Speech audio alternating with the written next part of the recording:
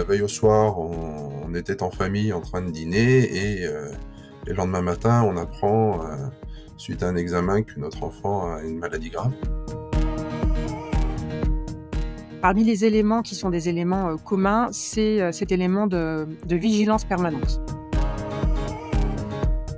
L'écoute, et la compréhension, l'empathie, tout ça, c'est des mots qui sont ultra importants. En France, les aidants, ce sont entre 8 et 11 millions de personnes. Parmi eux, beaucoup d'actifs et statistiquement, un nombre non négligeable d'aidants dans votre entreprise. Dans cet épisode, nous nous demandons comment permettre aux aidants de concilier le mieux possible leur vie professionnelle et leur situation d'aidant. Pour cela, nous échangeons avec Gwenaëlle Tual, présidente de l'Association française des aidants. Nous discutons avec Bruno Vialard, directeur talent et culture chez Alptis.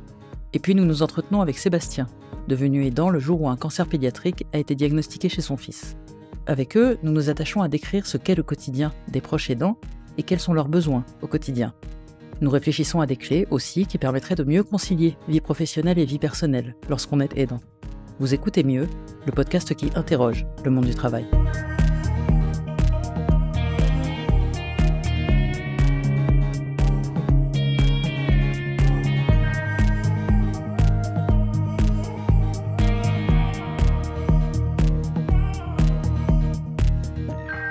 Lorsqu'on parle d'aidants ou de proches aidants, la définition n'est pas toujours claire. Gwenaëlle Tual, présidente de l'Association française des aidants, a accepté de clarifier les choses pour nous.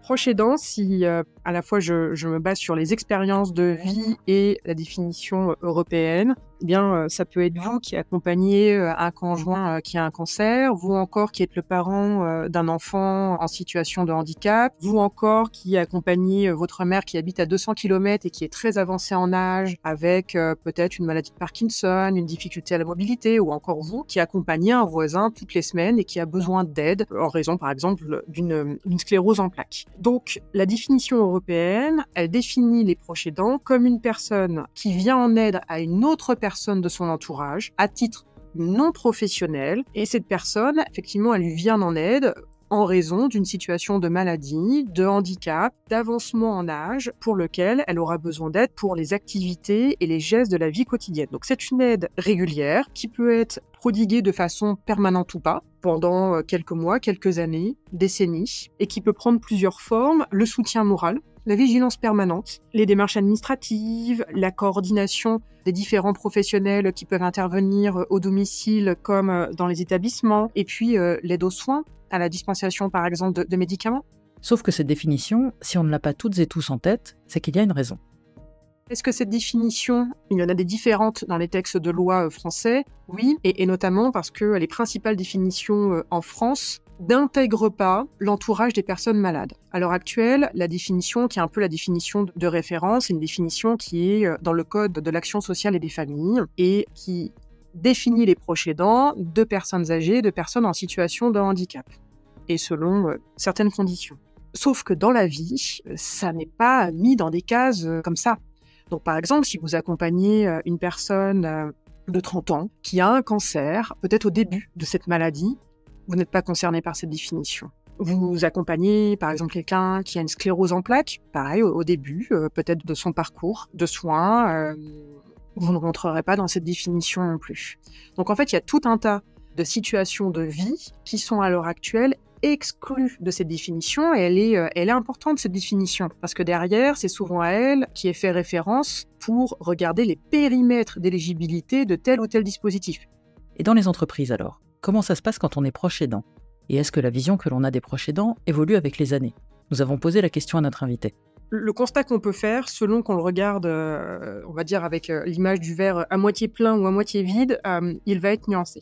Le verre à moitié plein, c'est que finalement, en entreprise, à l'heure actuelle, la compréhension des situations des salariés qui sont aidants n'est pas la même qu'il y a 10 et 15 ans. Il y a eu des progrès qui sont notables, alors au niveau d'éléments, on va dire, plus culturels, de compréhension des situations, d'initiation de dialogue. Il y a eu des éléments de progrès au niveau des conventions, des dialogues aussi avec les forces syndicales, des éléments de progrès sur les congés légaux et extra-légaux qui ont été mis en œuvre, et des progrès également sur des dispositifs infrastructures. Si on regarde cette fois-ci du côté à moitié vide, on se rend compte que pour procéder à un changement culturel de grande ampleur, c'est pas 6 mois, c'est pas 1 an. Alors, ça n'est pas une surprise, mais quand on le vit soi-même, ça peut sembler extrêmement lent et long. Le deuxième point, c'est qu'au fur et à mesure de la médiatisation, parce qu'il y a eu une médiatisation des salariés en situation d'aidance, eh bien, elle s'est accompagnée de fausses idées et d'une certaine façon de stigmatisation. Ces dernières années, moi, j'ai été frappée de voir que dans de nombreux sujets, la porte d'entrée, c'était l'absentéisme. La première question qui arrivait, c'était « mais est-ce que les salariés en situation d'aidance sont plus absents que les autres ? Est-ce qu'ils arrivent plus en retard que les autres ?» Et puis, c'est arrivé à un moment, je crois il y a 2-3 ans, où au-delà de la stigmatisation, est survenue cette idée du déni de l'aidance. Alors, je cite l'expression comme telle, moi, elle me semble tout à fait ubuesque, mais est venue cette idée de déni de l'aidance. Pour des personnes qui vont écouter et qui vivent cette situation, qui l'ont vécue, rarement, ils n'étaient pas au courant ou ils n'avaient pas conscience qu'ils accompagnaient quelqu'un. Qu'ils ne mettaient pas le terme d'aidant sur cette situation, c'est autre chose, mais de là à dire qu'il y avait un déni de conscience de cette expérience de vie, il y a quand même un fossé. Gwenaëlle Tual a une explication à cette vision qui est parfois véhiculée des proches aidants. C'est comme si on avait oublié que nous naissions tous comme des êtres vulnérables. Sous-entendu que celle ou celui qui est performant, c'est celle ou celui qui serait invulnérable et n'aurait pas de vulnérabilité intrinsèque. Je suis convaincue que nous naissons tous vulnérables et puis après nous avons des situations de vie qui nous fragilisent plus ou moins sur des aspects de santé, sur des aspects économiques, sur des aspects sociaux, familiaux, etc. Donc le fait de le voir par l'entrée de l'absentéisme, du retard, de la moindre productivité, je pense en fait est aussi révélateur de l'image qu'on s'est fabriquée d'un salarié, d'un travailleur, si on élargit le propos, qui, pour être performant, ne devrait surtout pas être vulnérable. Sauf que ça n'existe pas. Cet homme-là, cette femme-là n'existe pas. Nous avons rencontré Sébastien. Sébastien est cadre dans une entreprise internationale. Le jour où un cancer a été diagnostiqué chez son fils, tout a changé. Et son quotidien, aussi bien personnel que professionnel, a dû être adapté. Il y a vraiment eu plusieurs phases. La première phase, bien sûr, c'est celle du moment où arrive le diagnostic. C'est extrêmement soudain, c'est extrêmement violent, puisque la veille au soir, on était en famille en train de dîner, et le lendemain matin, on apprend, suite à un examen, que notre enfant a une maladie grave, et que donc on va s'engager dans un long parcours de soins de plusieurs mois, voire plusieurs années, avec une issue que l'on ne connaît pas forcément. Donc on arrête toutes séances tenantes, et puis on se concentre nuit, jour, à être présent. Puis ensuite, on nous explique le parcours de soins, les étapes, les difficultés. Ça a un gros impact aussi sur la famille, y compris la fratrie. Parce qu'on a 3 enfants, c'est notre petit dernier qui est tombé malade. Et donc, ces 2 grandes sœurs se sont retrouvées du jour au lendemain aidantes, elles aussi. Mais en plus avec papa et maman qui avaient la tête complètement à autre chose. Et je crois que la notion d'aidant dans une fratrie, c'est quelque chose qui est passé sous silence, qui est peut-être plus à l'ombre, moins dans les feux de la lumière. Mais il y a une vraie souffrance et beaucoup d'associations l'ont compris d'ailleurs, parce qu'elles se focalisent aussi sur l'aide de la fratrie. Voilà, donc ensuite, d'un point de vue professionnel, on a tout arrêté avec mon épouse. On s'est retrouvés au début en arrêt maladie, parce que le choc était tellement clé qu'on était incapable de mettre une idée derrière l'autre. On avait déjà du mal à mettre un pied devant l'autre, donc c'était impensable de faire autrement. Passé le choc, ce sont alors les soins qui démarrent et l'organisation qui se met en place pour accompagner le fils de Sébastien. Quelques heures ou quelques jours après, le traitement a commencé. On s'est retrouvés embarqués dans ce système avec des soignants qui ont été juste fantastiques. Et puis, petit à petit, accompagner le quotidien, la nuit, les jours. Ça a été la promesse que l'on avait faite à notre fils, qu'il ne serait jamais tout seul. Et on a eu la chance, grâce à nos employeurs, de pouvoir le faire. Grâce au système français aussi, je crois qu'il faut le dire. Mais ça a été un élément absolument clé pour sécuriser notre enfant. Parce que la première question qu'il nous a dit, enfin c'est pas une question, c'est une affirmation, c'est « ne me laissez pas tout seul ». Et on lui a promis droit dans les yeux, on ne te laissera pas tout seul. Et pendant 18 mois de traitement, il n'a jamais été une seconde tout seul. L'employeur de Sébastien a à cœur de l'aider. J'ai la chance d'avoir eu des collègues et une RH qui se sont dit, mais finalement, comment on peut aider Sébastien ? Et ils se sont positionnés sur 2 axes, qui sont d'une simplicité incroyable, mais d'une valeur inestimable. La première chose, c'est qu'ils se sont dit, il va avoir besoin de temps. Alors, ce qui s'est mis en place, c'est des dons de jours de congé. Donc aujourd'hui, mes collègues m'avaient donné des jours de congé, et l'entreprise a abondé Ce qui fait qu'on s'était pas parlé, il ne le savait pas, mais ça m'a permis, au moment où, quelques semaines après le diagnostic, je suis revenu travailler, de pouvoir tenir la promesse faite à notre fils d'être toujours à ses côtés. Parce que quand on récupère plusieurs dizaines de jours de congé, à chaque examen, à chaque grosse période d'hospitalisation, on était là. Voilà, et puis à côté de ça, ils se sont positionnés sur un sujet un petit peu plus humain, ils m'ont dit « Mais ton fils, qu'est-ce qu'il aime ?» Alors j'ai dit « C'est un petit garçon, il a 6 ans, ce qu'il aime, c'est les voitures et la police. » Alors, ils ont appelé le commissariat de police de mon domicile, et voilà ce qui se passe chez un de vos administrés. Et un jour, mon téléphone a sonné. Alors, j'étais pas super serein quand le commandant de police s'est présenté. Je me suis demandé qu'est-ce que j'avais fait, si j'avais roulé un peu trop vite. Mais c'est juste pour nous inviter à visiter, en fait, le commissariat du village, enfin, de la ville. C'est tout bête, mais le gamin, il avait des yeux. Et quand je suis retourné à l'hôpital, je lui ai dit, tu sais, la prochaine fois que tu sors, t'es invité à visiter le commissariat. Pour lui, c'était un objectif de fou, quoi. Et ce qui s'est passé aussi, c'est que cette fameuse RH et mon management local se sont dit, plus que le petit garçon, il aime les voitures, ils ont écrit à tous les RH partout dans le monde. On est un groupe présent sur tous les continents. Et ils ont dit, si vous voulez faire plaisir, vous pouvez envoyer une petite voiture à cette adresse, une petite voiture de police. Et pendant les 3 premiers mois de traitement, tous les jours, que ce soit à la maison, quand notre fils était là, ou quand il était à l'hôpital, on les lui amenait. Le facteur sonnait, on avait un paquet, ou 2, ou 3, qui arrivaient, avec des petites voitures des 4 coins de la planète, des petites voitures de police. Il a une collection qui doit faire 300 voitures maintenant, qui garde au plus profond de son cœur, et nous aussi. On a acheté une petite carte, vous savez, les cartes du monde à gratter. Puis chaque fois qu'on avait une voiture qui arrivait d'un nouveau pays, on grattait, et puis on découvrait. Puis il était à l'hôpital, lui, puis on regardait sur YouTube des vidéos du pays, de la police locale. Et le gamin, pendant ce temps-là, il avançait, quoi. Il pensait plus à sa chimio, il pensait plus à ses nausées. Il se voyait policier à New York, à Buenos Aires, ou je ne sais où, quoi. Ça part de 2 questions simples, hein. De quoi ont-ils besoin et qu'est-ce qu'il aime? Et ça a une portée bien au-delà de ça. Voilà, et puis le temps passant, j'ai repris le travail. Mon employeur a eu la gentillesse de me permettre d'être extrêmement flexible. C'était très important de garder un pied dans le monde professionnel, même si, en fait, j'étais probablement à 20% de mes capacités intellectuelles, mon cerveau étant pris sur autre chose. Mais voilà. Puis aujourd'hui, c'est le retour à la normale. On est sur des rythmes d'examen dits de contrôle, donc qui ont lieu tous les 3 mois. Mais bon, ça, c'est un peu comme quand vous voulez emmener votre enfant chez le dentiste ou voilà, vous avez des rendez-vous. Alors, c'est à l'hôpital, on choisit pas toujours les horaires, mais c'est pas grave, on s'arrange. Pour Gwenaëlle Tual, la notion de temps fait partie des choses primordiales pour les proches aidants. Elle évoque aussi la vigilance permanente dont ils font preuve.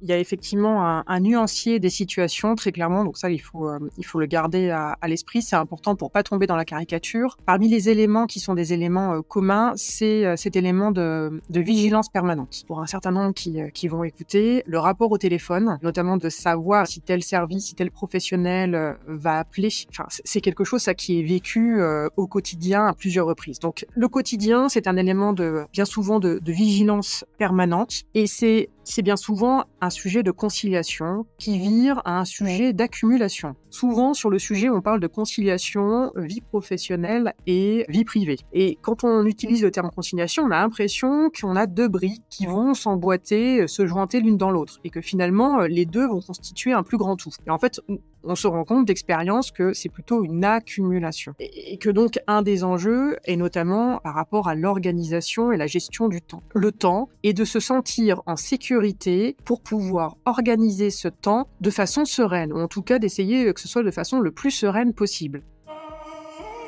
Notre 3e invité, Bruno Vialard, est directeur talent et culture chez Alptis. Comme Gwenaëlle Tual, il pense qu'il ne faut pas tomber dans les généralités et qu'il est essentiel d'écouter les besoins propres à chaque proche aidant.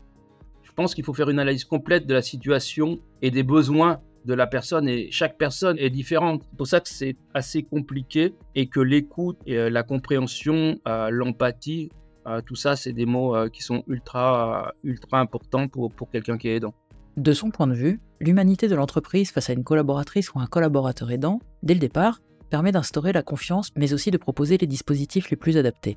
D'abord, il faut beaucoup d'humilité, et c'est important d'avoir pas mal d'empathie, parce que il faut discuter, je pense, avec le collaborateur ou la collaboratrice qui se dit aidant, pour comprendre les besoins spécifiques en tant qu'aidant, et d'envisager évidemment des solutions, je dirais, de flexibilité, à la fois de flexibilité, évidemment, qu'il faut regarder avec le management des horaires adaptés, par exemple du télétravail, etc., évidemment toujours sous le coup de la confidentialité. Je pense que c'est quelque chose d'extrêmement important pour les aidants. Souvent, les personnes qui sont aidantes ont du mal à le dire. Et je pense qu'une des clés, c'est la confidentialité. C'est très important. Moi, où je travaille plus, c'est sur le télétravail avec la possibilité, dès lors qu'on est aidant, de déroger aux règles de l'accord de télétravail. C'est-à-dire que normalement, l'accord, c'est 2 jours de télétravail par semaine, 1 semaine sur 2 et 3 jours la semaine d'après, avec un maximum de 10 jours. Là, d'abord, on offre 2 jours de télétravail et surtout, on peut les mettre sur 1 semaine complète parce que le temps est très important, me semble-t-il, pour les aidants.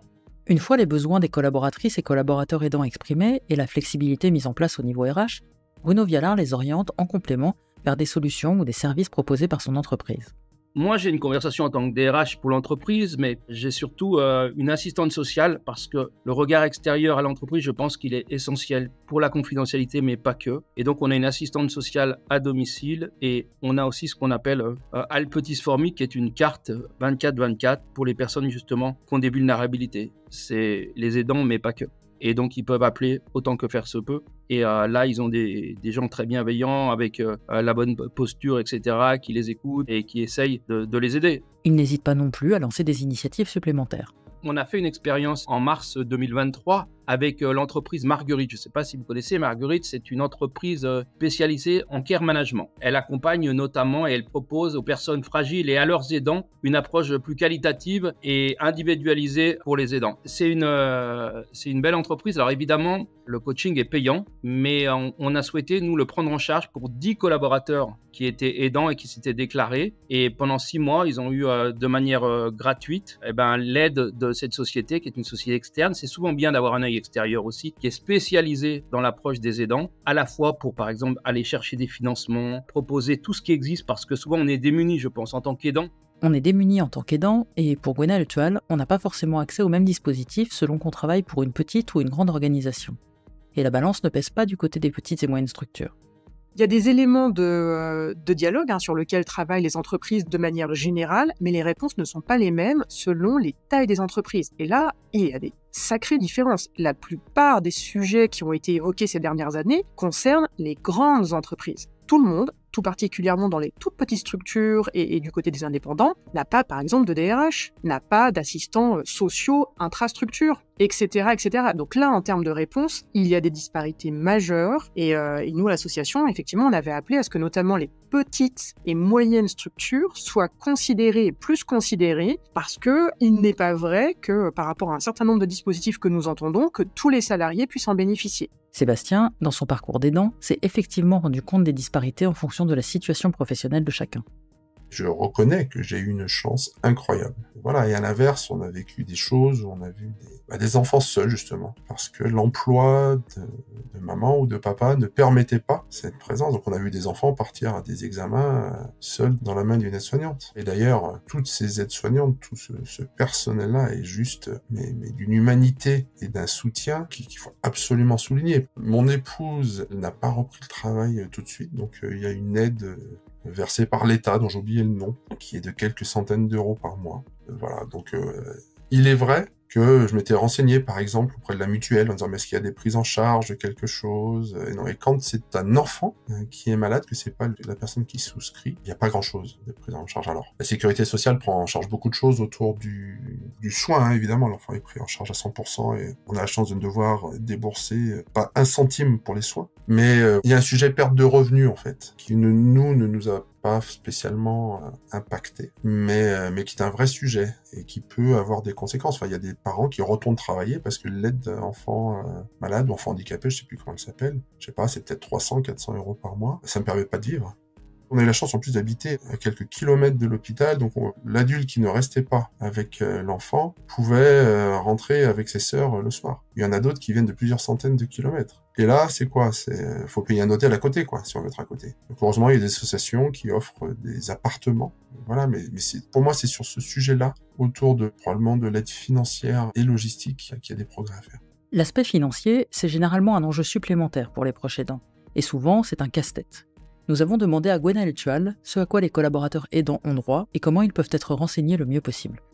de façon factuelle. Il existe des congés légaux et qui permettent effectivement de pouvoir suspendre son contrat de travail à un moment et donc d'avoir du temps, et ce temps, sous certaines conditions, peut être indemnisé. Ce sont des congés légaux, c'est-à-dire qu'ils se posent au même titre que d'autres congés avec leurs propres conditions, leurs propres processus, formulaires à remplir. Et puis, au-delà de cette dimension-là, il y a les acteurs de l'entreprise, mais l'entreprise, elle est au sein d'un village, d'une ville, d'un département, et il y a donc tous les acteurs qui gravitent autour de l'entreprise et qui sont des formidables sources d'informations aussi pour pouvoir voir quels seraient les dispositifs activables, comment effectivement activer ces dispositifs qui permettraient de pouvoir avoir telle forme de temps, que ce soit sur des congés, que ce soit sur du don de RTT, que ce soit sur du télétravail. Je pense par exemple au CCAS de la ville, je pense aux différentes associations qui vont être dans le village, dans la ville, je pense aux réseaux, il y a parfois des métropoles aidantes avec des réseaux complètement dédiés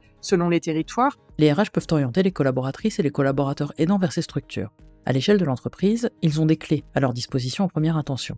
Si on récapitule les principaux congés, donc le congé de proche aidant, le congé de solidarité familiale ou d'accompagnement de proches en fin de vie, le congé de présence parentale, le don de jour qu'on a évoqué, certains mécanismes de loi comme les motifs de refus de travail de nuit, il y a des articles spécifiques là-dessus, et puis après il va y avoir les dispositifs intra-entreprises comme le télétravail, l'aménagement des horaires et des lieux de travail, il peut y avoir des dispositifs particuliers, et donc vous pouvez aussi avoir par exemple votre mutuelle, votre prévoyance, qui peut venir compléter l'effort, soit en proposant des dispositifs adaptés, soit en proposant des compléments aux indemnisations, soit en proposant des fonds auxquels vous pouvez faire appel s'il y a besoin d'une aide financière sur tel et tel aspect.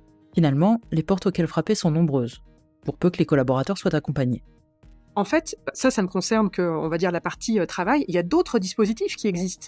Il y a une myriade de dispositifs. Et cette myriade de dispositifs, elle ressemble un peu à un millefeuille à l'heure actuelle, qui est pas forcément ni lisible, ni visible, ni très compréhensible. Donc effectivement, beaucoup de proches nous disent que c'est un parcours du combattant en fait. Que d'avoir l'information, et ensuite, une fois qu'il y a l'information, de savoir comment activer le dispositif en question. Nous nous sommes demandé si l'entreprise, en plus d'accompagner les collaboratrices et les collaborateurs aidants avec les moyens à leur disposition, pouvait faire davantage. Bruno Vialard nous a répondu par l'affirmative et a souhaité revenir sur la notion de temps si importante pour les aidants. Les aidants, ils souffrent. Ils souffrent de voir leurs parents ou leurs descendants, etc., ou en situation de grande vulnérabilité, mais physiquement eux aussi, ça mange surtout sur la vie, et peut-être avoir un peu de temps pour eux aussi, parce que c'est ce qui va leur manquer aussi. On travaille, nous, avec des horaires variables, mais on peut encore plus variabiliser. Si une personne nous dit j'ai besoin de commencer à 11h parce que je suis plus libre l'après-midi, on va s'adapter, bien évidemment. Je pense que la flexibilité, elle doit être totale pour ces personnes-là. Après, on est malheureusement toujours obligé dans une entreprise de border un minimum, mais on le borde le moins possible dans cette situation qui est une situation qui touche beaucoup de personnes, je pense beaucoup de personnes. Je suis assez convaincu que les seules personnes qui se sont dit aidants, c'est parce qu'on a communiqué pas mal là-dessus et qu'il y en a sûrement beaucoup plus statistiquement, beaucoup plus. Pour Gwenaëlle Tual, il y a les besoins majeurs auxquels il faut répondre, et puis il y a le rôle du travail dans la vie des aidants qu'il ne faut pas oublier.